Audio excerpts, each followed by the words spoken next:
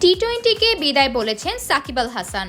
দেশের মাটিতে খেলে টেস্টকে বিদায় বলতে চেয়েছিলেন তিনি। সে আশা তার পূরণ হয়নি। এবার তার ওয়ানডে ক্যারিয়ারও পড়ে গেছে প্রশ্নের মুখে।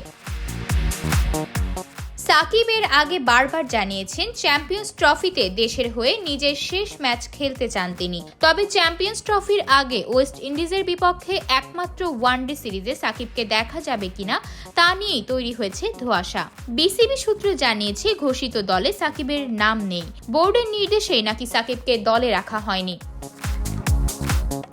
জানা গেছে সিরিজ খেলার জন্য সাকিব কিছু শর্ত দিয়েছিলেন যা বিসিবি গ্রহণ করেনি। ফলে 8 ডিসেম্বর শুরু হতে যাওয়া সিরিজে সাকিবের খেলার সম্ভাবনা নেই বললেই চলে। এই অবস্থায় চ্যাম্পিয়ন্স ট্রফিতেও তার খেলা নিয়ে সংশয় তৈরি হয়েছে।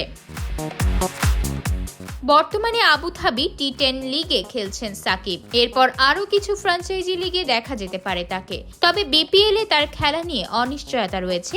ফলে দেশের মাটিতে সাকিবকে আর দেখা যাবে কিনা সেই প্রশ্ন থেকেই যাচ্ছে। ভক্তদের কাছে এটি হতে পারে একটি বড় আক্ষেপের কারণ।